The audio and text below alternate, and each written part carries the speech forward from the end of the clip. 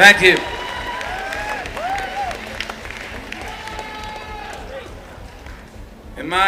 At the end of my street, New York City, just like the end of most streets in New York City, there's a deli. And having grown up in Texas and spent my entire adult life in Tennessee, well, some of it wasn't all that adult, but it's 33 years anyway. And I just moved to New York 4 years ago. The whole concept of an East Coast deli was a revelation for me.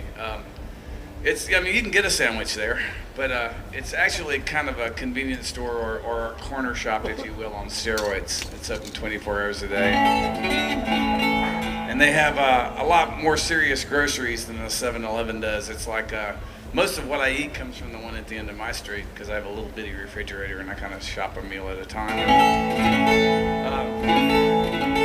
And they have flowers, fresh flowers, 24 hours a day, which I find extremely convenient because I fuck up constantly.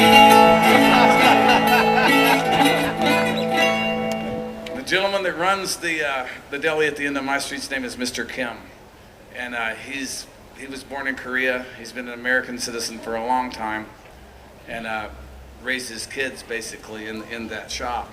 And he speaks Korean, of course, because it was his native language, but then that impresses me all by itself because it sounds like a tough fucking language to me. He speaks English a lot better than I do. And he's probably 5 or 6 years older than me, is my guess, and sometime in middle age, he's found it necessary because of changes in New York City and changes in the world. He's found it necessary to learn a third language, which is Spanish, and he speaks that language fluently now. And most of his employees are from Mexico. The ones that aren't members of his family. And that sort of embarrasses me because I'm from San Antonio, Texas. I grew up in occupied Mexico. And my Spanish is I can order from a menu and I can shop and I know when to fucking run, and that's about it. You all right down there? Yeah, okay, cool. It's okay, just as long as nobody's hurt and nothing blew up, right? Okay,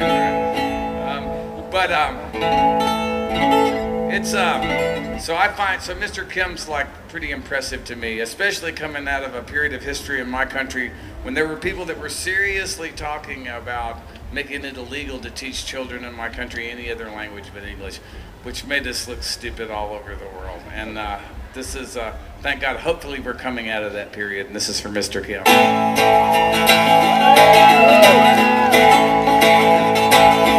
In my city of immigrants, I don't need to go traveling. Open the door in a worldwide sand. Living in a city of immigrants. Living in a city that never sleeps. I keep the time to 1,000 beats. Singing languages I don't speak. Living in a city of immigrants. City of blank. City of white. City of light. City of innocence. City of sweat. City of tears. City of prayers. City of immigrants.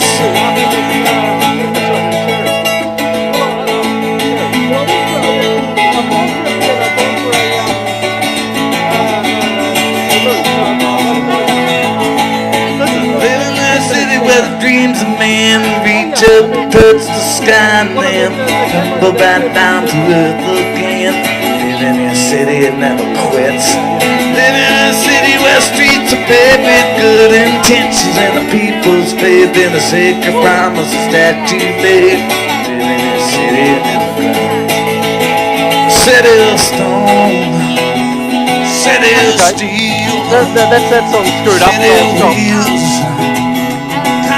Carry on. For example, the rotation contract says that we even have to take things off people, uphold them until we are. Really? It's not us, it's the artist, because I don't know why, but Oh no, well I mean, you know, it's their money, but I mean this is purely for me to practice getting stuff on YouTube.